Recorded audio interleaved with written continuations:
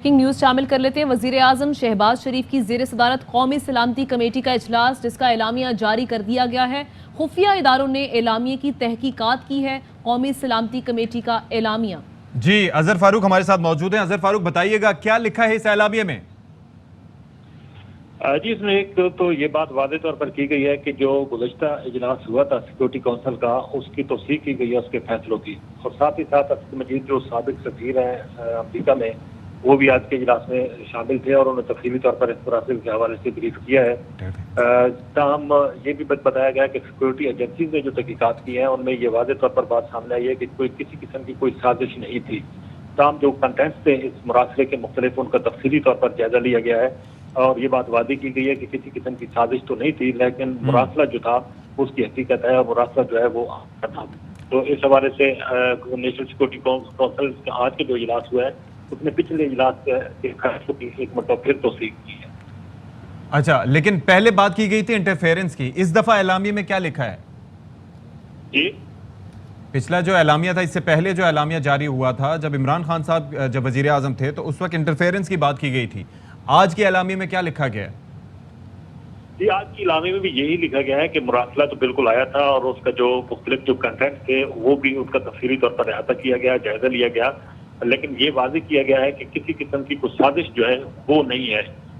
इख्तिताम जो है मुरासले में अपना इलामिया में और तफसीली तौर पर जायजा लेने के बाद ये कहा गया कि किसी किस्म की साजिश नहीं थी। ताहम इस तरह का एक मुरासला था जो कि आया था, लेकिन वो मुख्तलिफ हवालों से था, उसके ज़ाविये मुख्तलिफ थे, लेकिन किसी किस्म की कोई साजिश का जो आंसर है वो उसमें नहीं है। और ये जो जितनी भी सिक्योरिटी एजेंसीज हैं उनकी तहकीकात की रोशनी में ये वो इस नतीजे पर पहुंची है कि किसी किस्म की कोई साजिश नहीं थी। ओके जी, तो साबिर शाकिर साहब और अरशद शरीफ हमारे साथ मौजूद हैं। अरशद शरीफ साहब, एलामिया जारी हो गया है और इसके अंदर लिखा गया है कि दौरान तहकीकात गैर मुल्की साजिश के कोई सबूत नहीं मिले, और इसमें यह भी कहा गया है कि आला तरीन एजेंसी ने भी इस हवाले से मालूमात किए हैं, तो पता चला है कि ऐसी कोई साजिश नहीं है, कोई सबूत इस हवाले से नहीं मिले। Your comment on it sir.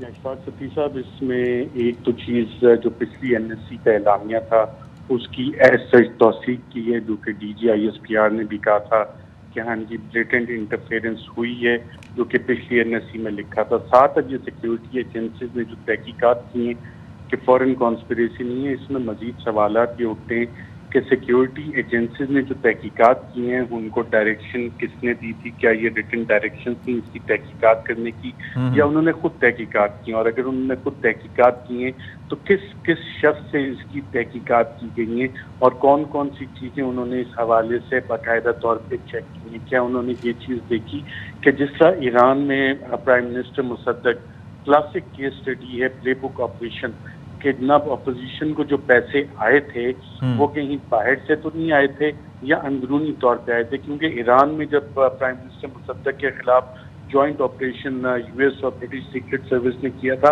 तो वहाँ बाकायदा कुछ पैसे ब्रिटिश सीक्रेट सर्विस ने दिए थे और कुछ वहाँ पे CIA ने दिए थे।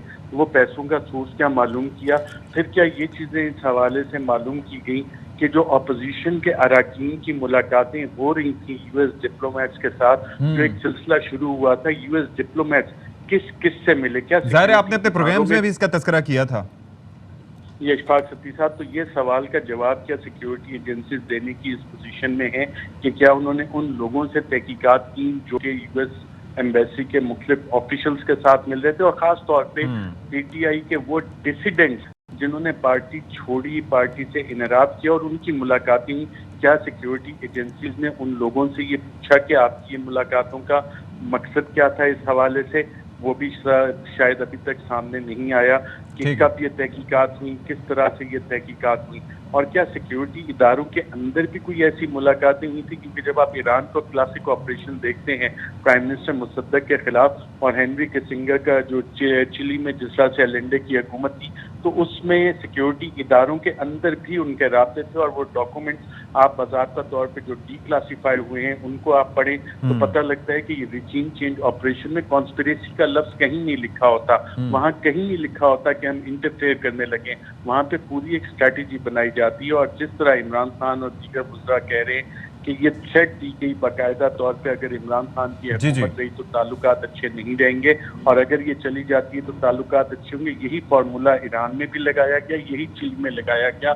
تو فورن کانسپیریسی آج جو اعلامیہ آئے اس نے مزید بہت سارے سوالات کھڑے کر دیے. اور جس طرح عمران خان نے کل جلسے میں اعلان کیا تھا کہ صرف اور صرف سپریم کورٹ کی ایک جی وہ کمیشن ماننے سے انکار کر رہے ہیں، بالکل اس کا سلوشن ہوگی. اچھا جی، اس سے پہلے کہ میں صابر شاکر صاحب کی طرف جاؤں، یہ امپورٹنٹ جو پریس ریلیز جاری ہوئی ہے یہ ذرا میں پڑھ کے اپنے ناظرین کو سنا دیتا ہوں. یہ ہے Islamabad 22 April 2022 press release. Prime minister Shehbaz Sharif chaired 38th meeting of the National Security Committee of the Cabinet today. The meeting was attended by Federal Ministers Khwaja Mohammad Asif, Rana Sanaullah, Ms. Maryam Aurangzeb, Mr. Ehsan Iqbal, Minister of State Ms. Hina Rabbani Khar, Chairman Joint Chiefs of Staff Committee General Nadeem Raza, Chief of the Army Staff General Qamar Javed Bajwa, Chief of Naval Staff Admiral Mohammad Amjad Khan Niazi, Chief of Air Staff Air Chief Marshal Zahir Ahmad Babar, former Pak Ambassador to US Mr. Asad Majid and senior civil and military officers. یعنی کہ یہ ان تمام لوگوں کا تذکرہ کیا گیا جو اس میٹنگ کا حصہ تھے. اچھا آگے لکھا گیا the NSC discussed the telegram received from the Pakistan embassy in Washington. The former Pakistan's ambassador to US briefed the committee on the context and content of his telegram. یعنی کہ جس طریقے سے انہیں یہ مراسلہ ملا تھا اس کے کانٹینٹ کے حوالے سے بتایا گیا. The NSC after examining the contents of the NSC meeting, the NSC was again informed by the premier security agencies that they have found no evidence of any conspiracy. یعنی کہ انہیں کسی سازش کے کوئی شواہد نہیں ملے.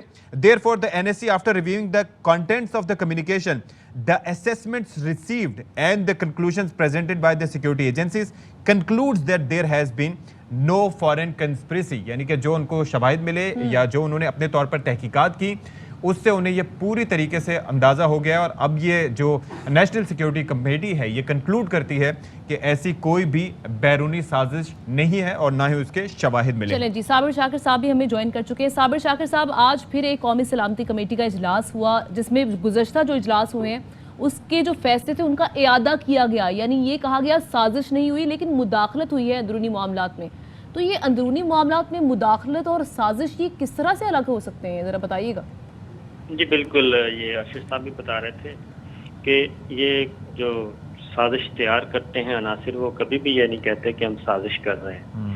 وہ تو بہت اچھی پلاننگ کر رہے ہوتے ہیں، بہت اچھی اسٹریٹجی بنا رہے ہوتے ہیں اور ایک پلان بنا کے آتے ہیں اور پلان بنا کے ہی وہ یہ سارا کام کرتے ہیں.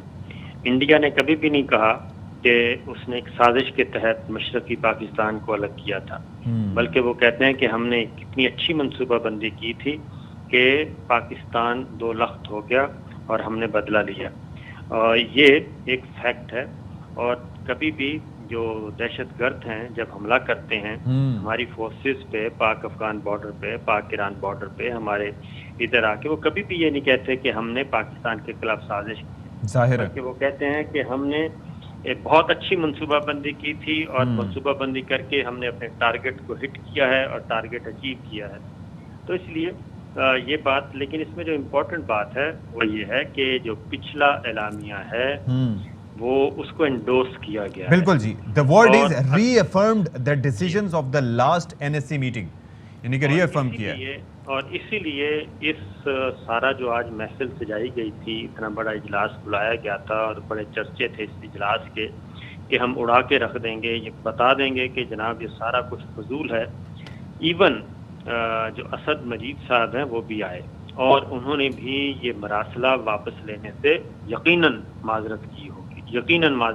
انہیں کہا گیا ہوگا کہ آپ واپس لے لیں. جی انہوں نے جو کچھ لکھا انہوں نے اس ایک ایک لفظ کو انڈورس کیا ہے آج کی میٹنگ میں. ایک ایک لفظ کو انڈورس کیا ہے بطور ایمبیسڈر اور بطور سینئر ڈپلومیٹ کے.